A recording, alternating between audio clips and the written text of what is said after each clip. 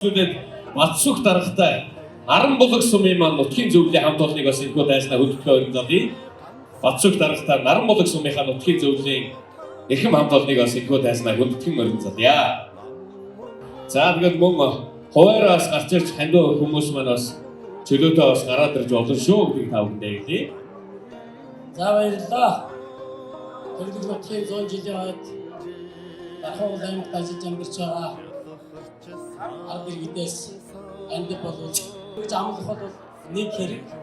Яг бодитоор бүрдүүлж авах гэдэг бол дараагийн нэгэн том хүнд асуудал байдаг гэдгийг бол манай амлсан нөхдүүд цаг хугацаанд дор дорн хэрэгжүүлээ гэдгийг бол та бүхэн бас захих байна.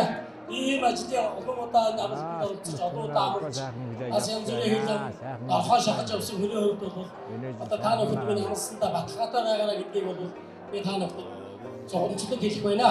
Аран булаг сумын тухайд бол нутгийн зөвлөлийн гаргасан шийдвэрийн дагуу 5 сая төгрөгөөр бид нар боломжит хэмжээгээр нутгийн зөвлөлд хандуулж өгнө.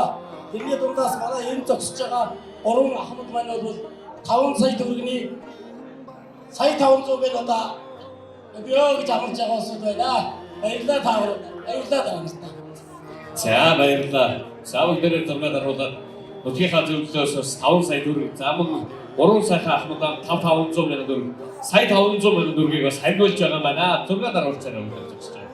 За наран болгочдоо бас ажил хөдөлмөрийн өнөөс өндөр ажлыг хүсээөрөө өнөөдөр энэ сайхан уулзалт хүрэлцэн ирсэн Улс нутгийнхаа нийт сайхан нутгийн зам олондоо бас аялгууд сайхан мэдлэгийг дэвшүүлж нутгийнхаа нэг л сайхан уран бүтээлийг бүгдээрээ хамтдаа сайхан дуулахыг бас та бүхнээсээ хүсье.